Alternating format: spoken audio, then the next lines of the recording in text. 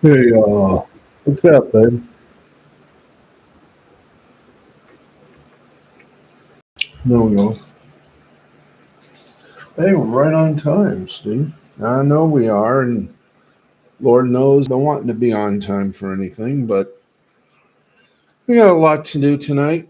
Hopefully, today will be the night that, well, we don't have to worry much about anything.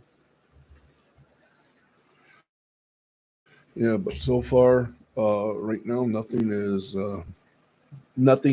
certain. But I'm just glad we're here. We got a lot on the minds, including a wild ride in NASCAR. We will tell everybody that and a whole lot more. But you, Harry, have got to introduce us. That's right. This is the L2Z Media Network.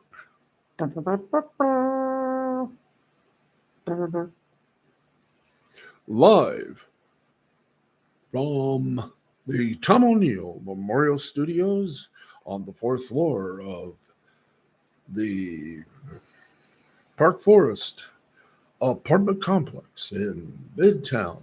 Actually, no, it's more the boonies of Jackson, Michigan. This is Steve Sporty Balls, and here he is, along with yours truly,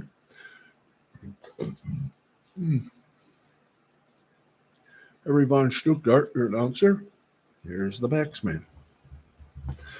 All right, thank you very much, Harry. Good evening, everybody. And yes, we are 2 minutes late, but still, we're here. Ain't that exciting? 10:02. We couldn't have planned that better. Well, mm. Anyway, um, best part is we're still here.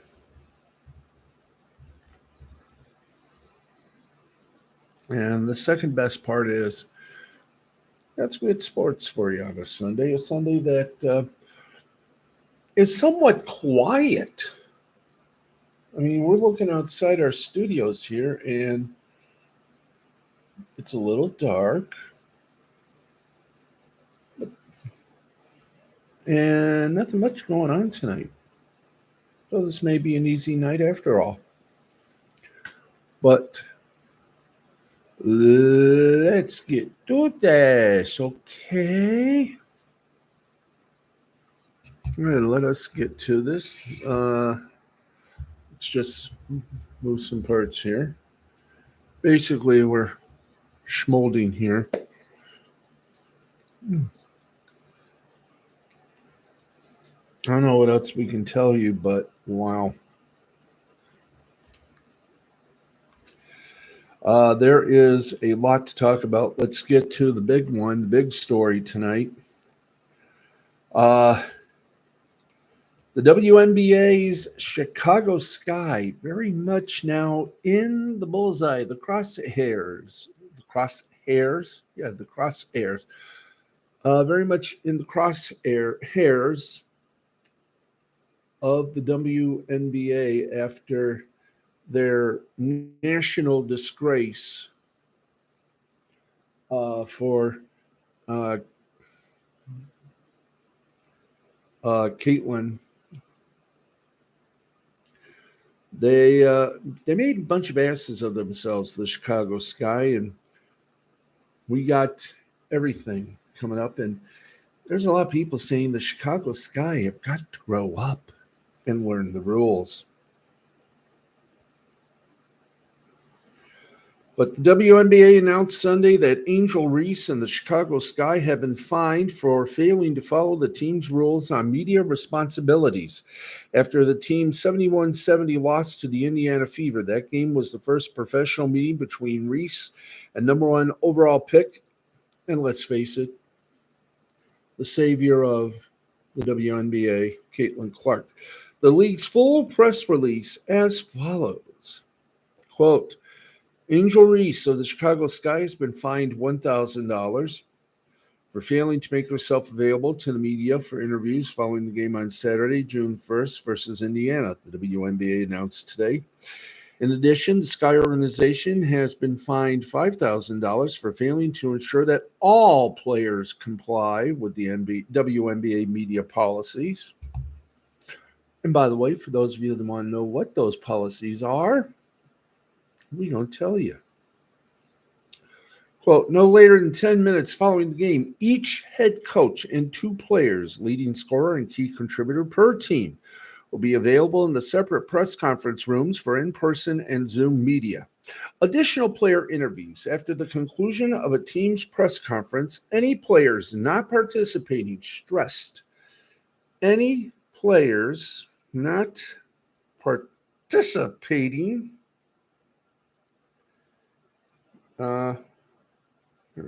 excuse me, folks. I think we have a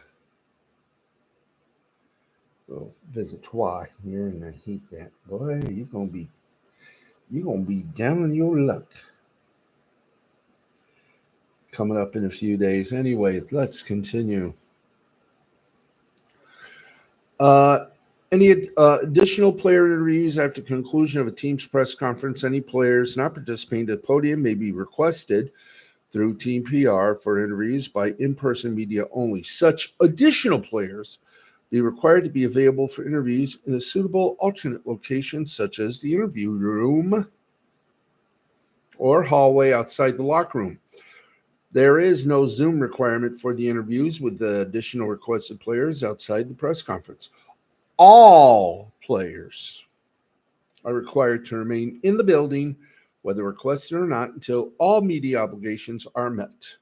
Now, the Sky brought the biggest thug in the free world, Kennedy Carter, and her mini-me, Camila Cardozo, to the podium, along with Coach Teresa Weatherspoon. There, Carter did not answer questions about the incident in the third quarter in which she put a shoulder into Clark, what we would consider to be thugging and mugging, which was later upgraded to a flagrant 1 foul upon league review Sunday. As Reese was not at the podium, she was supposed to be available to in-person media outside the locker room. It's unclear why Reese did not speak. I think it's perfectly clear why Reese did not speak, because she instigated the whole thing. You know what they say. Be careful of the silent ones. They can turn out to be a little bit evil. Reese finished the game with 8 points and 13 rebounds and is now averaging 10.6 points, 8.9 rebounds, and 1.3 steals for the season. She is second in scoring, first in rebounding, and first in steals among rookies, and her 5.0 offensive rebounds per game lead the league. Now, I've already given one opinion, but I feel like am I going to apologize for my statements? No, I saw the game like everyone else, and a thug is a thug. And I blame Sunny Hostin most of all for, well, in her own demented way, instigating all the trouble by making, well, some unwarranted comments on that lame show on ABC called The View. I thought Sunny Hostin had to put race into what was the biggest get the WNBA got. And I don't know why, but to me, Kennedy, to me, what is her name here? Let's get to this name here, this person. Kennedy Carter was, well, I guess letting her feelings get to her. I personally think that she went a little too far in letting Caitlin Clark know that this is her world and she's invading it. But I think it was classless, tasteless, and very much an embarrassment to the WNBA what Chennedy Carter did and the way that the Chicago Sky acted was irrehensible and disgraceful to the WNBA, which has been trying since year one to be relevant. Now they got that chance, and here the Chicago Sky and Chennedy Carter decides, oh, she ain't nothing to me. I'm going to let her know. And thugged her and mugged her right in front of the national media. Sort of giving her own version of a big FU. Yeah, I think personally, I think here's what the WNBA should have done.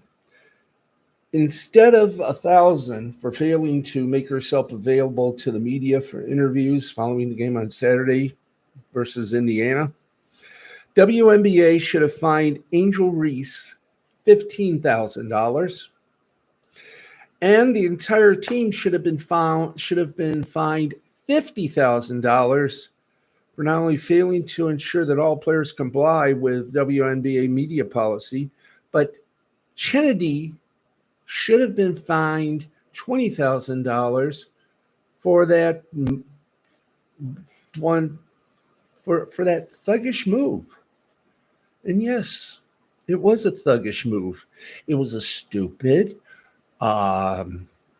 thoughtless, uncalled for move that should have gotten a very high fine.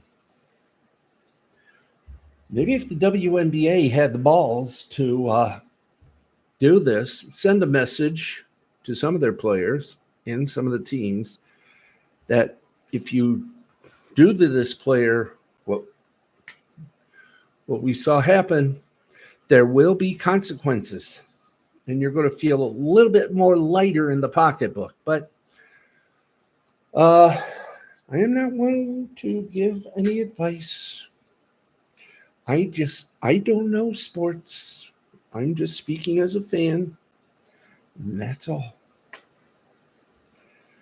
My opinions are from a fan's point of view. And seeing that game and seeing how embarrassing that a couple of the Chicago Sky players were acting, that's not good basketball. Anyway, cooler heads prevail. Now that things are done, let's continue on. Okay. A big shocking win. Ow. Hey, a big shocking win. A stunning development in the shadow of St. Louis. Austin Kendrick won the Enjoy Illinois 300 at Worldwide Technology Raceway in very dramatic fashion, capitalizing as Ryan Blaney inexplicably ran out of fuel coming to the white flag. Cindric's victory is the second of his Cup Series career, breaking an 85-race winless drought dating back to his first win in the 2022 Daytona 500. On a day where he led most laps than any other race in his Cup career, Cindric had seemingly been set to run third as Blaney and Christopher Bell battled each other for the win. But he suddenly found himself second in the closing laps as Bell's engine went sour and left his car under power for the run to the end. Cindric started closing the gap on Blaney in the final laps, but it still seemed to be Blaney's race to win until the number 12 slowed dramatically coming to the white flag after an apparent miscalculation by his team left him one lap short on fuel. Entering Sunday, Cindric, the 2022 Cup Series Rookie of the Year, had seemingly sat third in the Penske pecking order with just one top 10 finish and two top 15s the entire season. Suddenly, after an excellent race that put him in a perfect position to capitalize on Blaney's misfortunes, he's now earned Penske's first win of the season, the 2024 season, put himself on the NASCAR playoff grid as the 9th different driver to win this season. Cindric's win is also his first victory in Cup with crew chief Brian Wilson, as the pair were reunited late last season after winning 13 races and the 2020 Series Championship together in the Xfinity Series.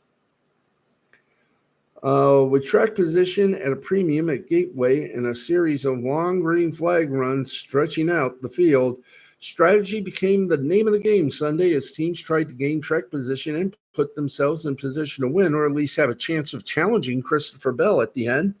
Bell had prohibitively the best car in the field, leading a race high 80 laps, and time again demonstrating he had the fastest car.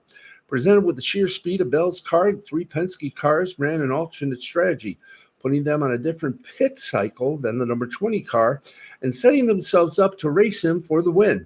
Cindric spent much of the midway portion of the race as the front runner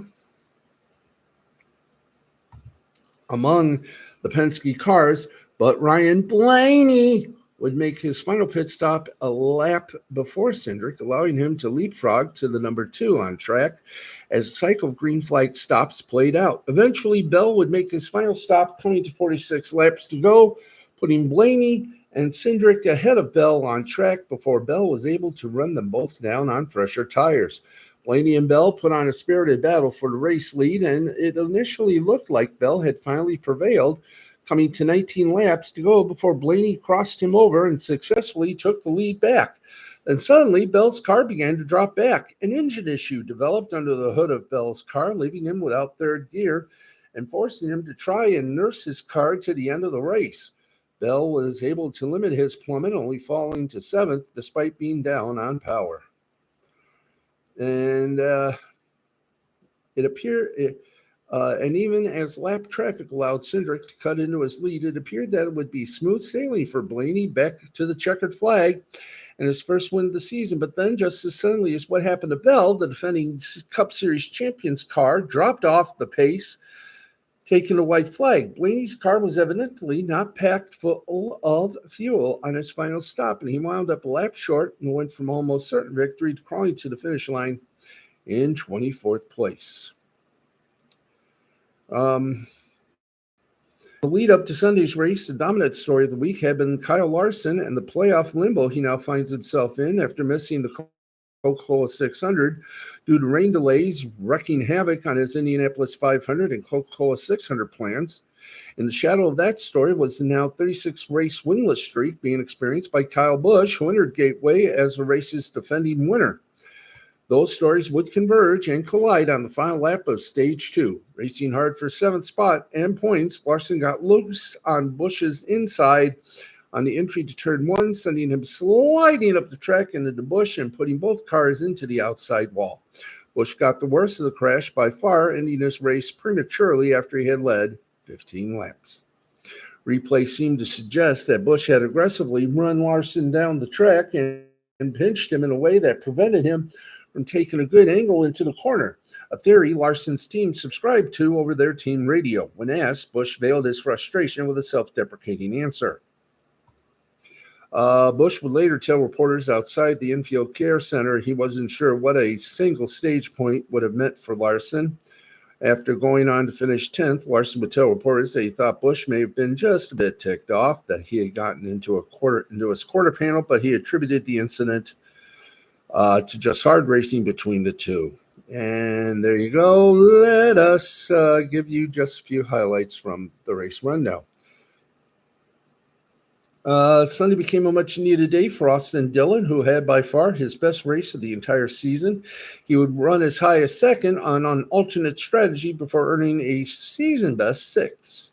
It was a career day for rookie Carson Hofkever, as well as a well-timed caution during the cycle green flag stops allowed him to gain significant track position and make his way well up inside the top 10 and even into the top 5. He earned his second top 10 this year overall. Justin Haley once again carried the banner for Rick Ware Racing, matching his season-best outing from Darlington and giving him 2 top 10s in the last 3 races, a run of consistency the team has never seen before. Haley's 9th place finish marks the 10th top 10 in team history, with Haley accounting for 20% of the team's top 10s. It was a difficult day for Stewart-Haas Racing, with the team announcing it would shut down at the end of the 2024 season, and their drivers all had days ranging from unremarkable to ones to forget. Chase Briscoe would be best in class with a 17th place finish, ahead of Noah Gragson in 22nd and Ryan Preece in 29th. Josh Berry would finish 36th after a blown tire sent him into the turn 3 wall, ending his day after 109 laps. After setting a new track record in qualifying, Michael McDowell would lead the opening 40 laps of the race, in the process making Gateway his all-time best track in terms of laps led. However, McDowell would fade after his car became mirrored and in traffic following the opening stage, and he wound up finishing 25th after his late race strategy did not work out. And it turned into a long day for Martin Truex, as a cut left rear tire forced him to make an unscheduled pit stop, and an ill-timed caution during green flag stops left him pinned behind Christopher Bell, preventing him from taking the wave around to get one of the 2 laps he lost back. Truex finished 3 laps down in 34th, playing a support role in the final laps as he pushed Bell's car down the straightaways to help him maintain as many positions as he could. Now, the next race, it will be the last race for Fox, their traditional end season, that being the Toyota Save Mart 350 from Wine Country, Sonoma. Next Sunday, 3:30 on Fox. And that is your NASCAR race summary. For the official standings, go to NASCAR.com. We'll bring them to you on either Tuesday or Wednesday.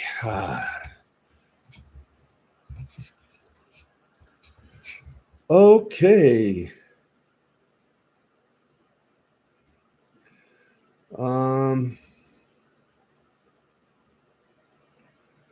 Let's see here. Okay. Well, looks like Spencer Torkelson of the Detroit Tigers, his season may be done, but they're hoping to get him back. Former Tigers number 1 overall pick Spencer Torkelson is to be auctioned down to AAA. Once regarded as a future cornerstone in Detroit, first baseman Spencer Torkelson will be optioned by the Tigers back to AAA. Following the club's 8-4 win over the Red Sox on Sunday, Evan Petrozoid of the Detroit Free Press reports. The 24-year-old Torkelson was the top overall pick of the 2020 draft out of Arizona State. Though his journey through the Tiger system, he produced at a high level and was a consensus top 5 overall prospect going into the 2022 season. Torkelson struggled as a rookie in 2022, but he seemed to make strides in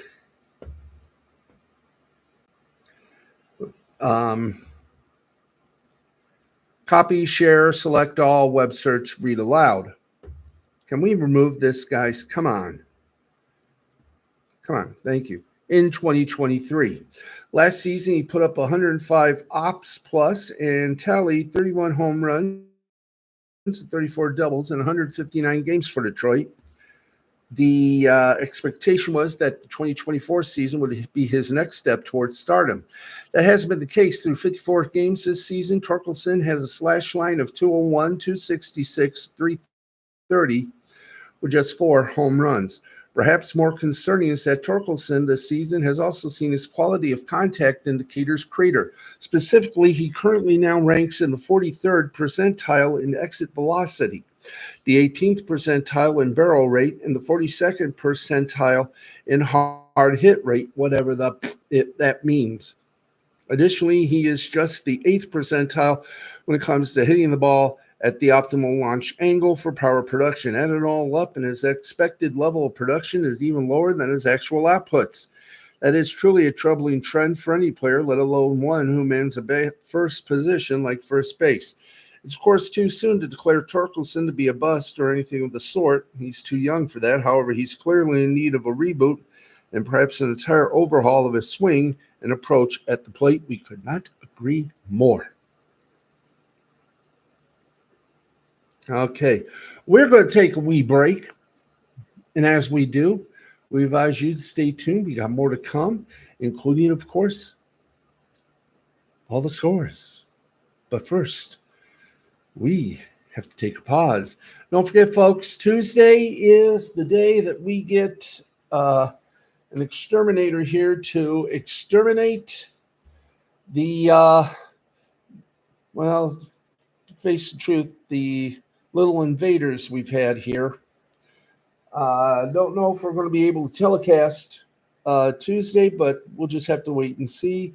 I have done what the rules state to do, so I should not be punished or penalized in any way, shape, or form.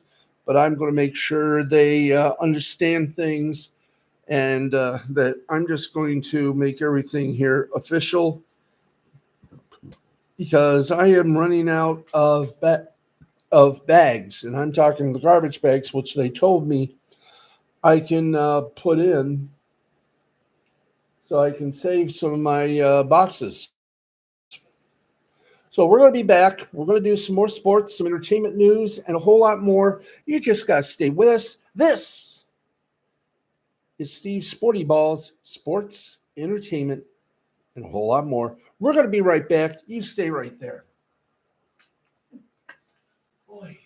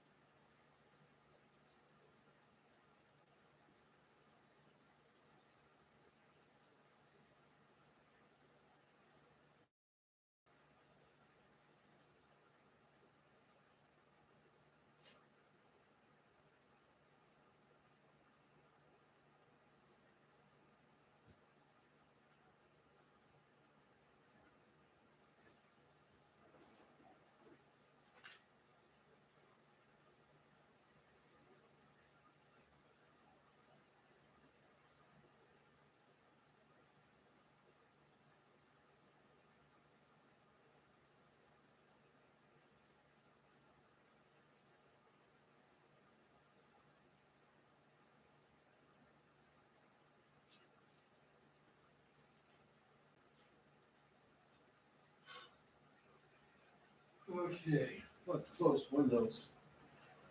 Close one.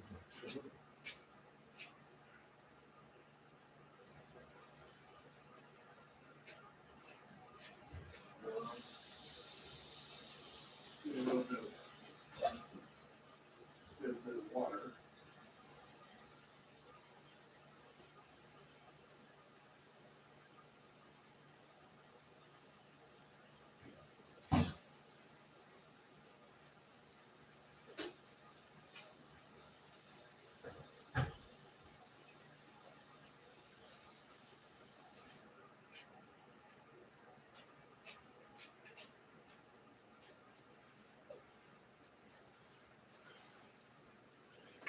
There we go. Oh, hey, butt naked. Okay. Great to have you with us. Aren't you glad you're here?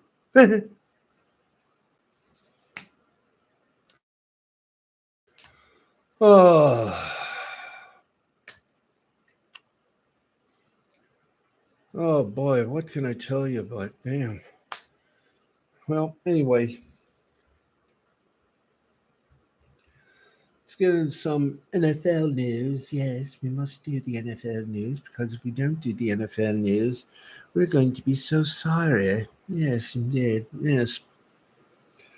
The Washington Commanders are open to changing their name, but that doesn't appear to be something that will happen anytime soon.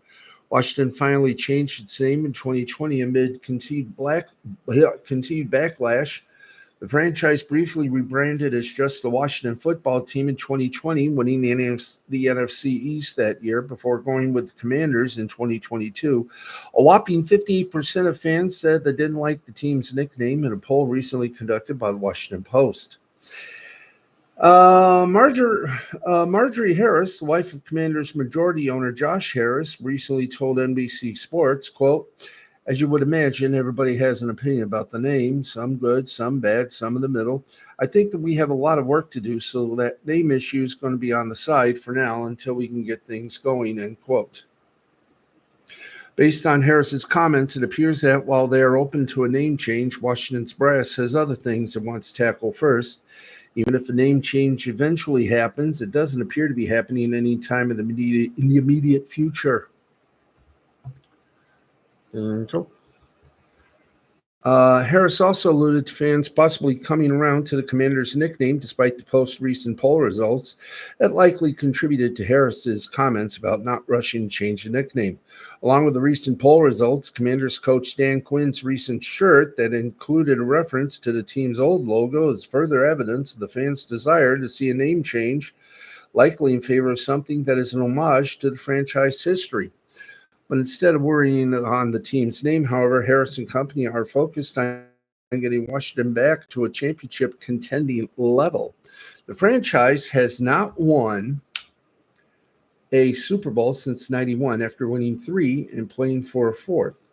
4 times over a 10-year span from '82 to '91. Washington's new ownership is in its first full season running the show after purchasing the franchise last July.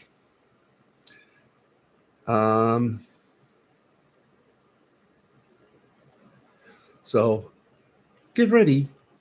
This just in, the Commanders have released kicker Brandon McManus. So, they're really getting ready for a big season. Oh boy. Okay, 32 minutes past the hour. You are looking at Steve's Sporty Balls, the Sunday edition. And let's get you one thing we must get you. And let's see what we got here in the coaching carousel. That's right. The Seattle Kraken have officially named their replacement for former head coach Dave Haskell. Dan Bylsma, who led the Pittsburgh Penguins to a Stanley Cup in 2009, will take over behind the Kraken bench. Bylsma has spent the last 2 seasons as the head coach of the Coachella Valley Firebirds, the Kraken's AHL affiliate. In 2023-2024, Bylsma coached the Firebirds to a mark of 46-15-6, and they're currently in the Western Conference Finals of the Calder Cup playoffs. Bylsma got his start as an NHL head coach when he took over for Michael Theron midway through the 08-09 season and guided the Penguins to their first Stanley Cup in 17 years. Bylsma spent 5 more seasons in Pittsburgh, and he got the team to the Eastern Conference Final in 2013, but the Penguins were swept by the Boston Bruins. In 2014, the Penguins fired Bylsma, and he later became the head coach of the Buffalo Sabres 1 year later. He only spent 2 seasons with the Sabres, never winning more than 35 games in a single season, and he was fired in 2017. Between his stints with the Penguins and Sabres, Bylsma has compiled an overall record of 320 wins, 190 losses, and 55 ties. Starting with Mike Babcock resigning from the Columbus Blue Jackets last September, there have been 12 NHL coaching changes in 23-24, and several of those teams still need to figure out who will be behind the bench for the 24-25 season. These teams fired their head coaches in the middle of the season and immediately appointed a new full-time bench boss. The Edmonton Oilers made the switch from Jay Woodcroft to Chris Knobloch. The Minnesota Wild replaced Dean Everson with John Hines, and New York Islanders hired Patrick Roy on the heels of firing Lane Lambert. Here are who has just entered and exited the coaching carousel. Buffalo Sabres former coach Don Granato New coach Lindy Ruff. Los Angeles Kings dumped Todd McClellan, hired Jim Hiller. New Jersey Devils, Lindy Ruff, bye-bye. Sheldon Keefe, hi there. Ottawa Senators, DJ Smith, bye. Travis Smith, hi. San Jose Shark, David Quinn, goodbye. No new coaches have yet to be named. Seattle Kraken, as we told you, Dave Hexel, bye-bye. Dan Bilsma, hi. St. Louis Blues, Craig Berube, bye-bye. Drew Bannister, hello. Toronto Maple Leafs, goodbye. Sheldon Keefe, hello. Craig Berube. And the Winnipeg Jets said goodbye to Rick Boundless and hello to Scott Arnell. And, of course, the Red Wings, well, they're finding a coach. I don't know who, but we'll find out, won't we? We'll find out all this and more as we bring you hockey coach selections 2025. 2024, 2025. There you go.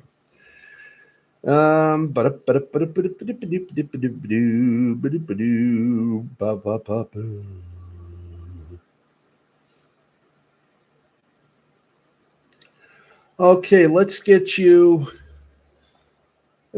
hurried up and smartened up. And let's get you over to the big old NHL. And right now, third period, there is just 50 seconds left in Game 6, the Western Conference Final between the Dallas Stars and the Edmonton Oilers. And the Oilers lead the Stars 2-1. They also lead in the series 3-2. Dallas had better hurry or else their season is kaput. Okay, let us continue on. Hey, it's 37 minutes past the hour of course, 10 o'clock in the East Coast. We're going to give you now, before we go full-time scoreboarding, let's give you a bit of entertainment news while we have a chance to do all that.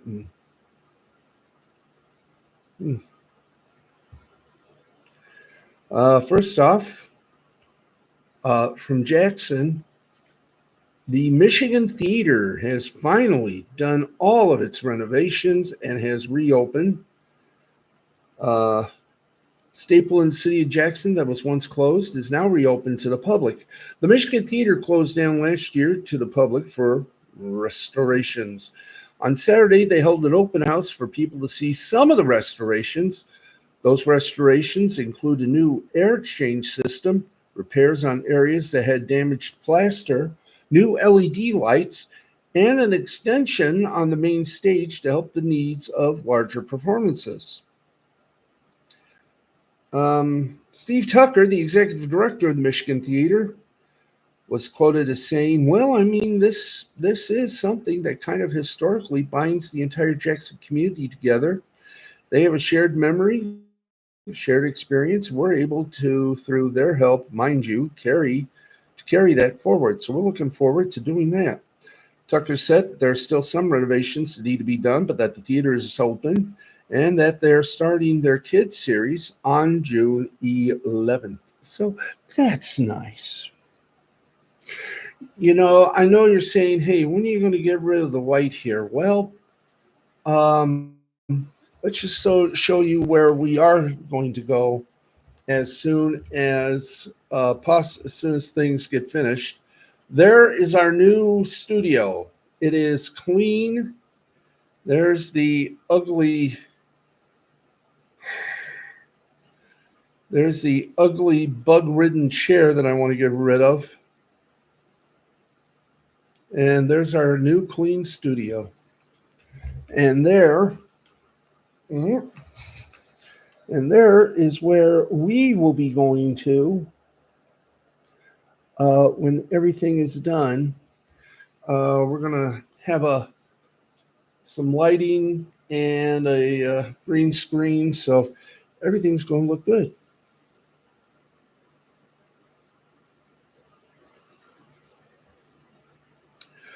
Okay, by the way, the Detroit Tigers optioned Spencer Torkelson to AAA Toledo.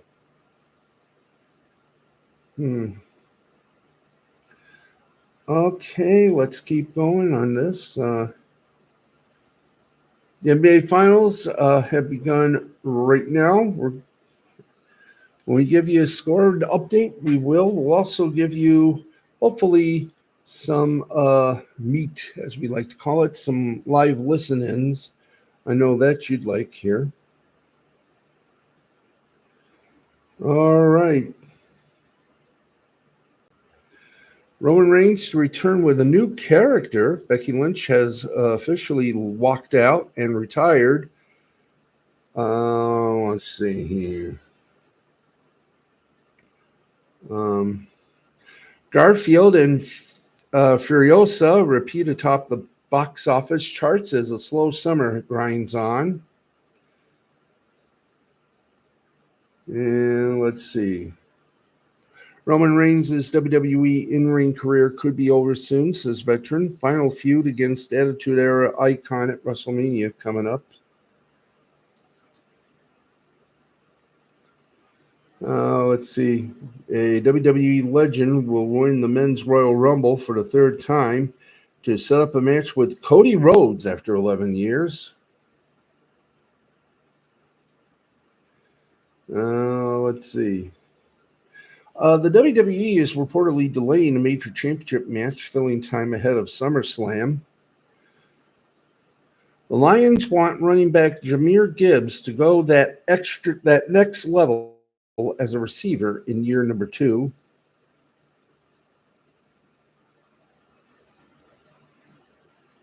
Let's see. William Regal has unexpected Blackpool Combat Club reunion, which is very nice. Swerve Strickland make third AEW World Championship defense next Wednesday on Dynamite. Hope you'll enjoy. By the way, in the NFL, Falcons-Eagles tampering rulings will be likely made available this week.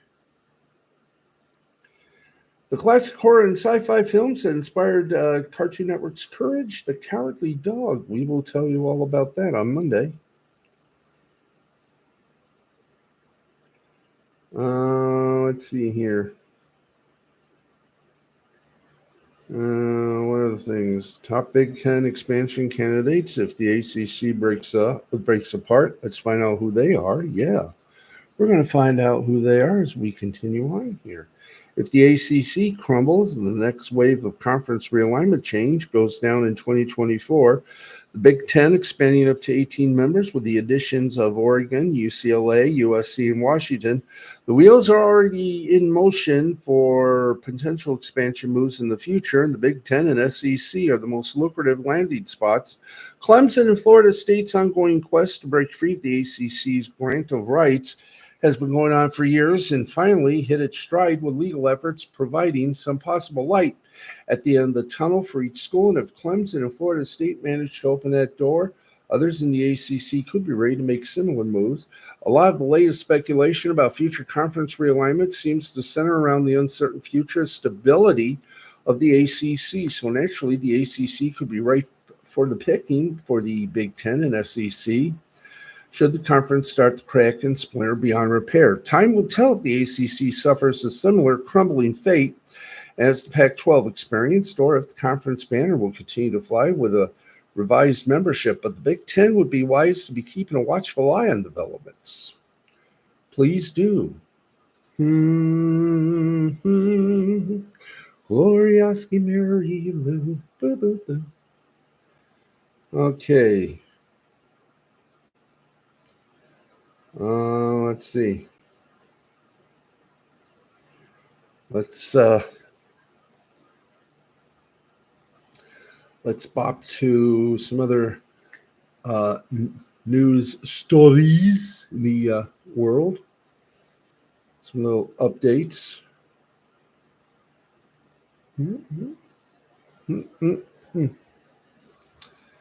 Okay, let's see here. Joe Logano saw Gateway as a pivotal race in the quest for the playoffs. They don't have mulligans left anymore. And if you're ready for this, there's a commercial for this new prebiotic soda touted by A-listers. Well, a lawsuit has been filed, class action. If you tried poppy prebiotic sodas in hopes that the trendy drinks touted by A-listers like Kylie Jenner and J-Lo in social media posts would help your gut health, you may have been misled, according to a new class action lawsuit. Poppy's website claims of its products, quote, prebiotics are a special type of fiber that can act as food for healthy bacteria in your gut. Each can of Poppy includes agave inulin, a prebiotic, and natural sweetener extracted from the agave ticulana plant, end quote. However, the lawsuit filed Wednesday alleges the low-sugar, gut-healthy sodas contain such small amount of prebiotic fiber, 2 grams per serving, that the average consumer wouldn't experience any health benefits from drinking them. The suit, which seeks $5 million in financial damage, says, quote, a consumer would need to drink more than 4 poppy sodas in a day to realize any potential health benefits from its prebiotic fiber. However, even if a consumer were to do this, Poppy's high sugar content would offset most, if not all, of these purported gut health benefits, end quote. The complaint goes on to say that an insulin-based diet could cause inflammation and even liver damage, with doses as low as 10 grams per day, and demands a jury trial to determine whether Poppy has broken the law with its advertisements. Poppy sodas, which have gone viral in the years since their 2018 appearance on Shark Tank, sell for $2.49 a can through the manufacturer's website. The colorful cans of apple cider vinegar infused sodas have become so popular that the suit notes Forbes reporting from March that the brand sits at a 19% market share, more than 1.5 times that of Coke products, and is the 11th fastest growing beverage brand, beating out companies like Gatorade and Liquid Death. Representatives for Poppy did not immediately respond to a request for comment from the folks at Business Insider. Yeah, I was going to try it, but no.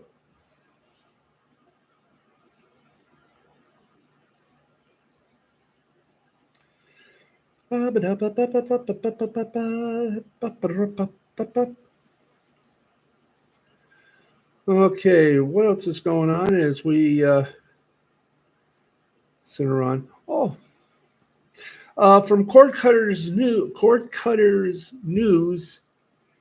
if you want to watch Philo's new 100% free streaming service with no credit card required, well,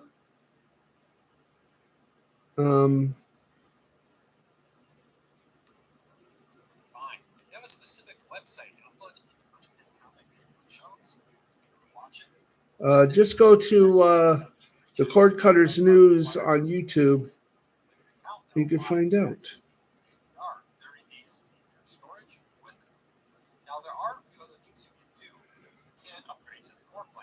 Okay, there we go. Not even supposed to have aired that. The NSA warns iPhone and Android users to turn it off and on again. Whoa. Let's see here. I'm not going to hit that one. Dr. Pepper ties Pepsi as America's number 2 soda. Yay. What else here?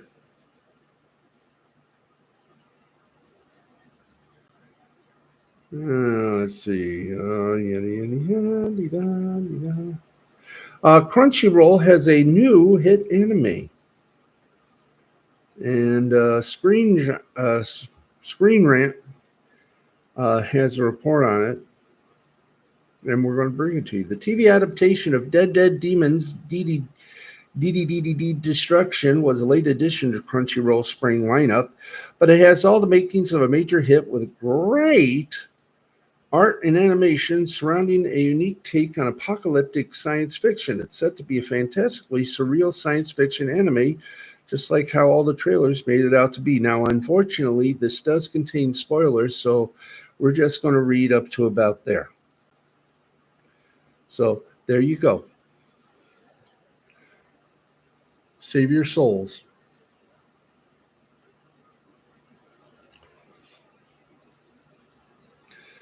And finally, our final little sports thing, we say goodbye to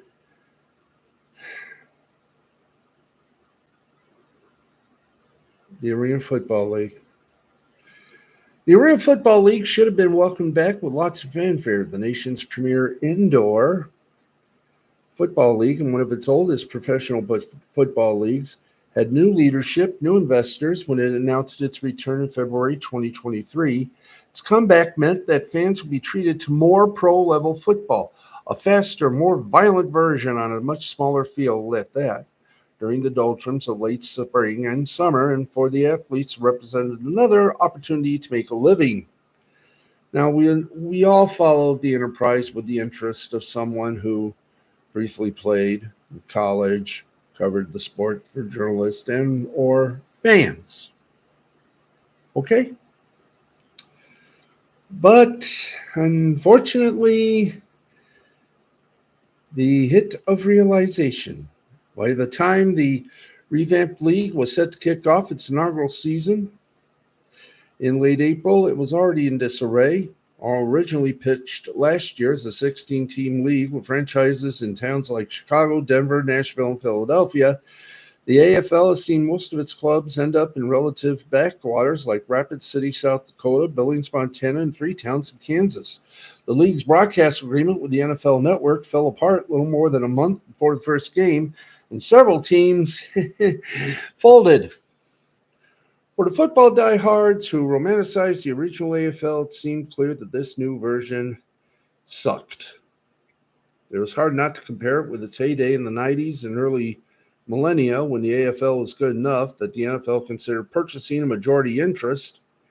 Those teams were in major cities. The fast-paced, hyper-violent games were regularly televised on ESPN, and the players had a plausible shot at climbing their way into bigger leagues like the CFL or the NFL. But after the first week of games, stories began to emerge about the unfolding chaos within the league. For example, the Billings Outlaws, who spent the previous 2 seasons playing in the Champions Indoor Football League before getting called up to the AFL, announced days before a game against Salem, Oregon's Black Bears that they wouldn't be making the trip. Black Bears president Pat Johnson told Defector that Billings had backed out because their players claimed that the field was unsafe, in part because of the use of a rodeo fence to mark the area's boundaries. Another franchise, Rapid City Marshals, issued a statement saying that the league would need to do some schedule shuffling because it had failed to meet their financial obligations. But the AFL's troubles really became clear when the Iowa Rampage, which defeated the Marshals in South Dakota in its first game, announced that the team would be shutting down and ceasing operations entirely. In a press release, the Rampage owners claimed that the league, including Commissioner Lee Hutton, had failed to live up to its promises. Lee Hutton and his team have destroyed not only the revival of the AFL, but the hopes of players all over the U.S. Trevor Burnett and Mike Talaferro said in a press release, "As owners, we do not take this decision lightly, and we wished this wouldn't have come, but with the promised support of the league, we have no other option than to discontinue operations immediately."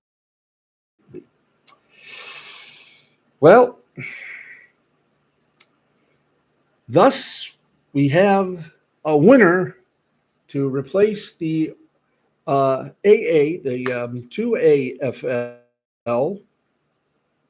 or what was the American, that league that was run by the young son of Don Omar, AAFL. Yeah, that league. The fastest league fold-up since then. Yep, congratulations. Anyway, congratulations, Arena Football League. You passed the test of stupidity. Now, well, we do have some sad news to report. If we can find it. Come on. Come on. Come on. Where are you? Some sad news from California overnight. Tony Scott, the Hollywood director that gave us Top Gun and the Days of Thunder, and I wish we can do it without them sliding it.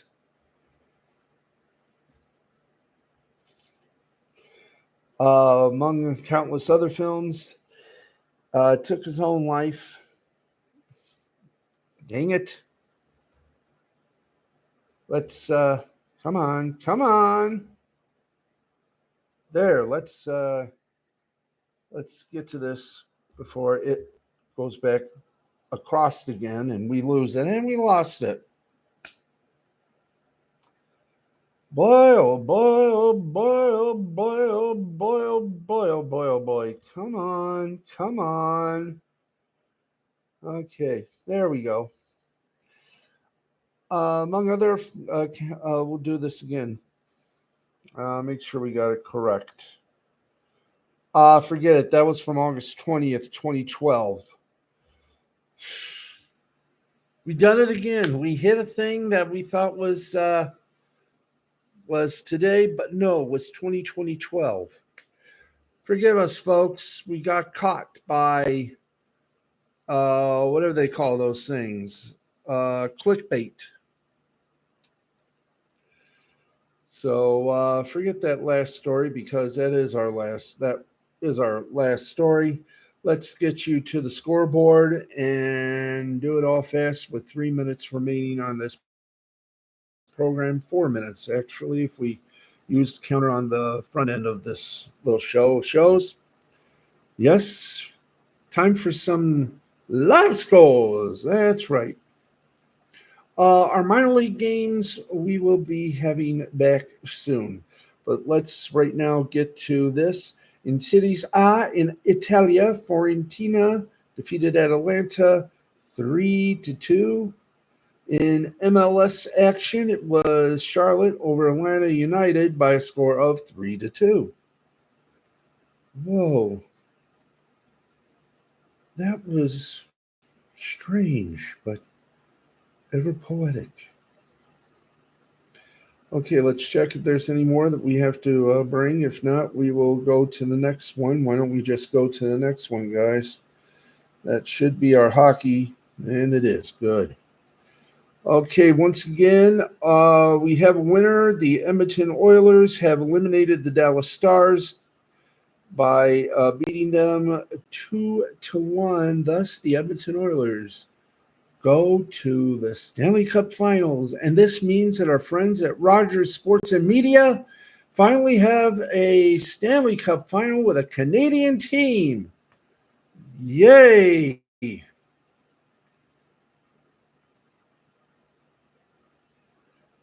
Okay, and I think that's the only thing. We're going to get to the other scores in but a moment and a third. Yeah, let's go to NHL.com, guys. I want to make sure that we were correctable. NHL. Okay. All right, the Stanley Cup Finals, if you care enough to send your very best. Oilers beat the Stars 2-1. Edmonton wins the series 4-2. Yeah, thank you very much. Let's get back to top drawer here. Stanley Cup Finals start June 8th on ABC, ESPN, CBC, etc. And it will be the Panthers of Florida taking on the Edmonton Oilers. And I'm predicting a full plate. There you go. Anyway, folks,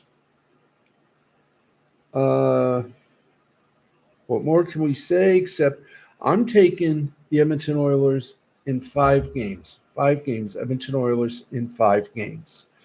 Hey, Matt, we are about to end the show. You're a little late, but we had a little fun today. But anyway, just a little reminder once again: Stanley Cup playoffs. You can catch it all, and after each game after each series, well, not series, after each game, we will have an extended edition of Steve's Sporty Balls. We call it the Viagra Sports Edition because everything is extended. And we'll get everything all for you. So during the Stanley Cup Finals, and we'll even say the NBA Finals, we'll give you an extra show to update both and anything else that happens in the world of sports. But for now, that's it. We're done. We have did our broadcast tonight without incident. We hope you'll tune in tomorrow. Tuesday, that is when the exterminator and the inspection begins. So I don't know if we're going to have a show or not. Just stay tuned. Hey, that was not that. Hey, Matt, that's okay. That you were with some of your friends and you guys were streaming today. I mean, hey, that's okay. I have no qualms. That is what happens when you do a show early instead of the old late night hour. But don't forget us tomorrow, 10 o'clock p.m. Thanks, everybody, for watching. Thank God we, whatever they call it, archive this. So if you miss us live, don't worry. You still get to see us. Anyway, that's going to wrap it up. Thank you all very much. This has been a presentation of Mystifying Creativity Productions in association with the L2C Media Network. We'll see you tomorrow night, everybody. Have a great evening. And don't worry, Matt. No, don't worry, Matthew. We're still good. And I'm just glad that I at least got things done here. So hopefully we will be on Tuesday. But again, I'll let everybody know before and afterhand. That's going to wrap it up. Thank you. Good night, everybody. Please always remember, be kind.